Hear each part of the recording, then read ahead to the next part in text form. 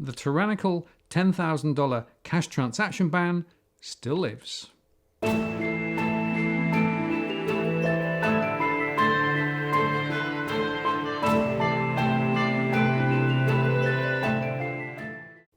Martin North, John Adams, in the interest of the people. Hi, John. Hello, sir. How you going? Yeah, pretty good. You? Not too bad this week. Right. So we're going to have a bit of an update on the cash ban because there was some news put out last week, and we don't want people to be over enthusiastic about that news.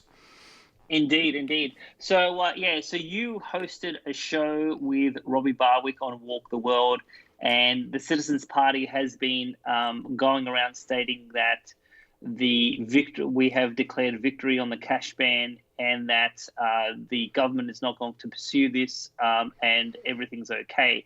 So and because of that, some of those broadcasts, I mean, I've received a number of emails and text messages from people across the country who have said, congratulations, all your effort has been, we've been vindicated. So the most important thing I want to communicate to our audience is to say that the declaration of victory last week was premature.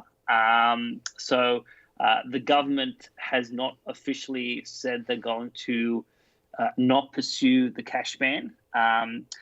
What happened at the beginning of last week was that there was a series of text messages flying around, and I received some messages, and the Citizens Party also received some of the same messages.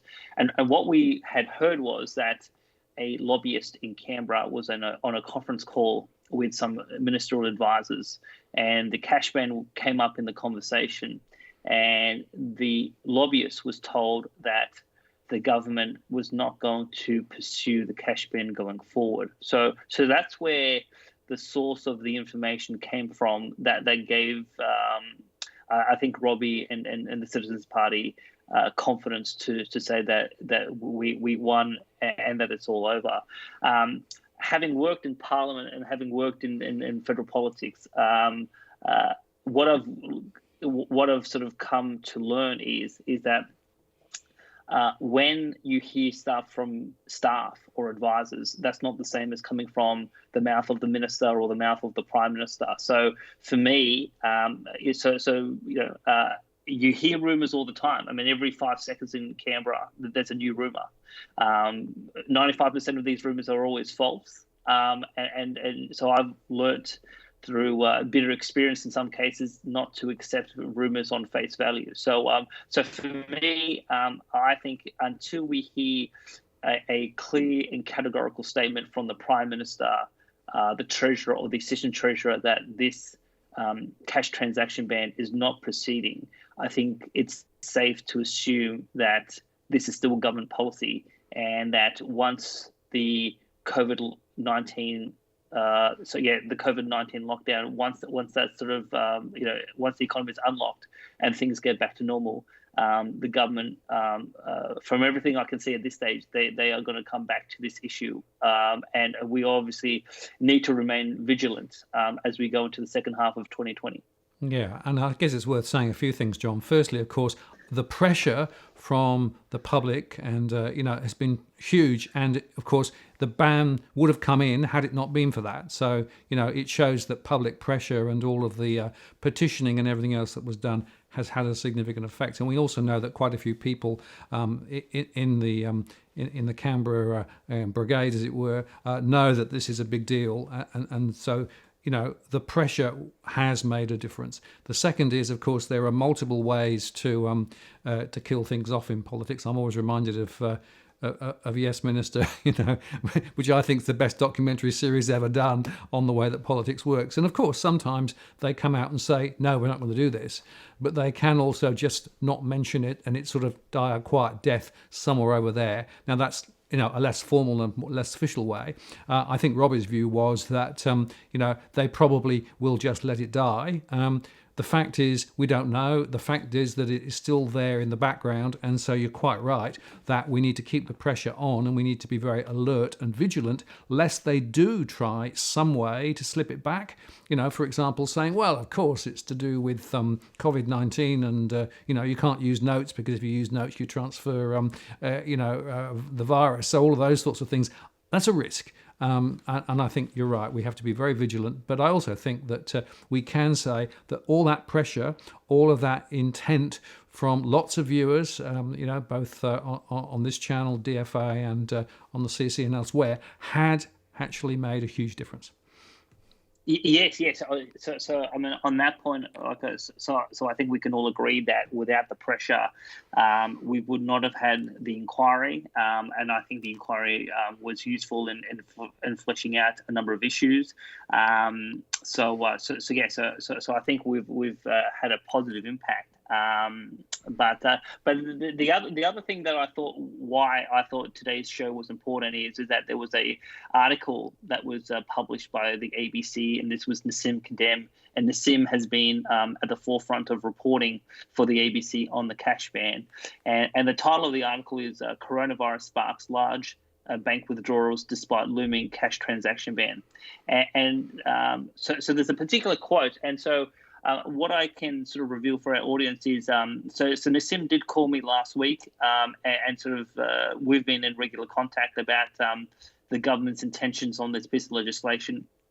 So I had told her I had heard rumors that the government was going to drop there was rumors that the government was going to drop the cash ban, but nothing had been confirmed. So therefore, in my mind, it's still on the table. So Nassim, as part of her reporting, she went to the Minister Sukkar, and asked the question, what are you doing about this particular piece of legislation? And so if we can bring the quote on the screen. So there's a particular paragraph from her piece, and the quote goes, quote, Assistant Treasurer Michael Sukkar told ABC News the government was considering the Senate inquiry report recommendations while it dealt with the economic fallout of COVID-19. So there was an opportunity for the minister to walk back from the legislation or to say we've moved on, or to give some sort of excuse, but basically the minister didn't do anything, didn't sort of walk back in terms of the legislation, and I think this quote is important, Martin, in the context of what happened yesterday. So when the Prime Minister spoke at the National Press Club, and he mentioned categorically that the Ensuring Integrity Bill, which is this union reform bill, he said that he was dropping it because he wants to pursue other matters on industrial relations. Because there is a school of thought that the government doesn't want to say that they're going to drop this legislation because they don't want to be embarrassed. Well, what I think we saw from the Prime Minister yesterday is a willingness to be quite honest and say if the government's not going to pursue legislation going forward, they will actually say, they will say, we're pursuing this bill. Now we're no longer pursuing, in terms of the whatever the legislation may be. So I don't think there's any, I don't think Morrison would be embarrassed if he changed his mind on this bill and he wanted to drop the cash ban. I don't think Morrison would be embarrassed to be able to say that publicly. So I think that school of thought is quite fallacious, and the fact that again that Minister Sukkar told the ABC that they're still considering the report recommendations, and obviously the report recommendations. What they said was to enact a series of changes, and assuming those changes were implemented in the bill and in the regulation, that the Parliament and the Senate should pass the bill. So that is the position of the committee. And Sukkar is basically saying, well, once we deal with the COVID-19 and the lockdown, we will get back to this report. So at some stage, I'm hoping to put a few calls into people in the government, and maybe if required, go down to Canberra myself and knock on some doors and find out, well, what exactly is the government's response to the report recommendations. So that's where we're sitting. And the other, I guess, important point that I should note is that when we look at monetary policy, so obviously in March we saw huge amounts of monetary stimulus coming forward from central banks around the world, including our central bank. And what we've heard is that the cycle of monetary policy easing hasn't come to an end. Even though we've seen a huge amount of monetary stimulus, central banks are saying that they need to inject more. And in that context, in the last fortnight, we've seen the Bank of England as well as the Central Bank of New Zealand both say that they are openly now considering negative interest rates in terms of the next stage of where they want to take monetary policy. The RBA governor and the Canadian the governor of the Canadian Central Bank have said in the last fortnight that they think that that negative interest rates is not the right way to go. But one of the magical things about politics and central bank statements is that they can easily change their mind within a few weeks when they say that they categorically rule something out. Yeah, and Jerome Powell, of course, also said that they weren't considering negative interest rates in the US. They thought about it, but not considered it. But remember that the Fed is owned by the private banks in the US, and essentially the Fed is going to stand up for bank profitability, because everybody knows that negative interest rates undermine bank profitability. So there's another set of motives that people need to understand, and I think there's going to be more downward pressure on rates, and I think probably the Japanese model of where we get to is probably quite close to where we're going to get to, which would suggest that negative rates will at some point emerge here. Yes, and we've discussed this on several occasions already, but all of this has been well documented in the IMF technical papers. That if you're going to have negative interest rates, you have to either severely curtail or you need to eliminate cash. So I think this is not a short-term game. This is a long-term game. Negative rates may not be on the table in 2020 for the RBA, but if we continue to see economic weakness in 2021, 2022, I would not be surprised for negative interest rates to come forward. And obviously, the cash ban, from a sequence perspective, should come in before negative rates come in. So there's been nothing that I have seen on the monetary policy front that says that the government is walking away from where we think they're headed, and again, people shouldn't be complacent, and what we have seen in terms of this COVID-19 lockdown, particularly in Victoria, we've seen government overreach in terms of using its power to implement the lockdown, a whole huge of issues around civil rights and the ability to protest and a few other things. And so there's definitely an economic argument to be had about the ability to escape the banking system and to preserve your wealth. But then there's obviously a question of freedom and civil rights, and maybe you have a different view, Martin, but I think the last 2 months we've seen the real intent of some of these politicians, both at the federal and state level, about their commitment to civil rights in this country. Yeah, well, no, I agree with you, John, that, and I keep saying this, civil rights are hard won, and it takes a long time to essentially have freedoms. It's often easier for them to be taken away, and we've seen that over the last 4 or 5 years in Australia, whether it's security based, whether it's freedom of movement and all those things. It's almost like every time we look around, we've lost another bit, and unfortunately that program of transformation, I think, is not just happenstance. There is some thought and some plan behind it. And unfortunately, it takes us into a society that is less open, less free, less able to say what it thinks, and under greater control. And that worries me, because I think Australia should be a place of openness and freedom, and a willingness to exchange ideas and to be able to do what you want to do. Unfortunately, the shape of this society is going in the wrong direction, I think. Totally. I mean, one question I wouldn't mind just asking you, Martin, before we wrap up today's show is, so a lot of the civil rights that we have in Australia, I mean, a lot of them, when you say they were hard won by, a lot of them resulted in people in the UK, particularly in England, fighting the king or fighting the aristocracy and actually dying for some of these rights and common law to be established. When you grew up in England, I mean, did you get that strong sense, whether through schooling or through your parents, that in order to be free, that you had to some people historically had to pay the ultimate sacrifice, not only just in terms of foreign wars, and obviously England's been involved in foreign wars for 500 years plus, but also fighting, in terms of the royal family. Well, it's an interesting question, John. And yeah, there was, I was educated in the 60s and 70s, so it's a bit of a time ago now.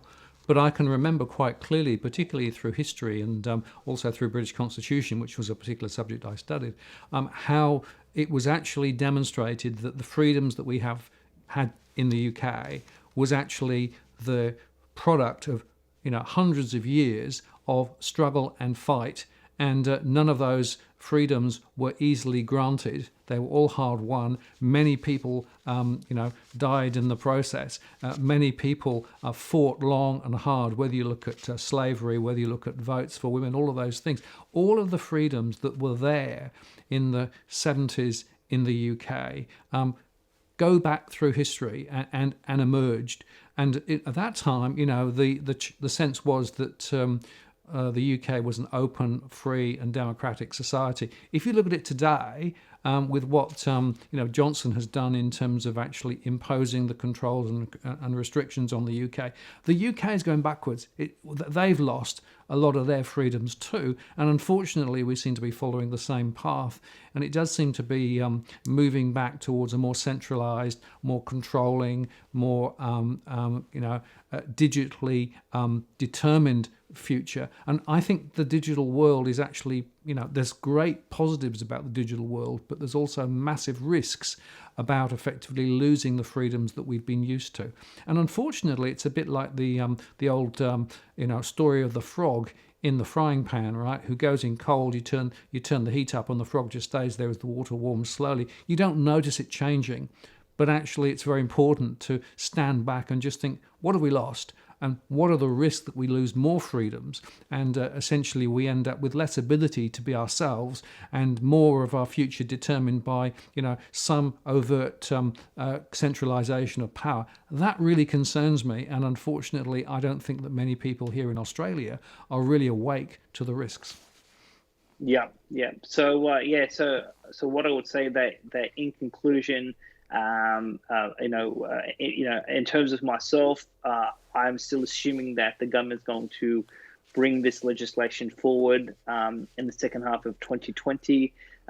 When I get accurate information that I'm confident that is solid from within government, I'm obviously happy to come back and share that with the audience. But in the interim, I think everyone needs to remain vigilant in terms of what the government's policy is, not only just in terms of cash, but in terms of monetary policy.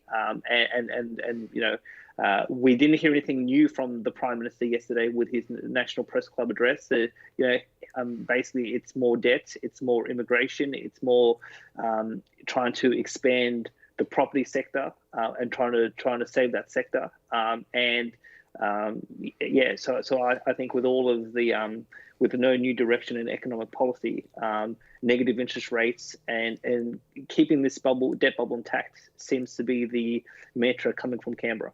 Yeah, and I just want to underscore again, the power of the people is really important here, right? We need to continue to, make sure that Canberra knows that we're not necessarily comfortable with what's going on, and the petitions and the emails and all of those things. They really do count, and I think in this current environment they're probably ever more important. So people, shouldn't be discouraged. People should actually understand that we have an opportunity to influence and shape some of the things that are going on, and that takes a lot of time, energy, and effort, not just at a point in time, but over a long period of time. And in a way, that's in the interest of the people, and it's the power of the people, isn't it, John? Absolutely. Thanks for your time today. Thank you.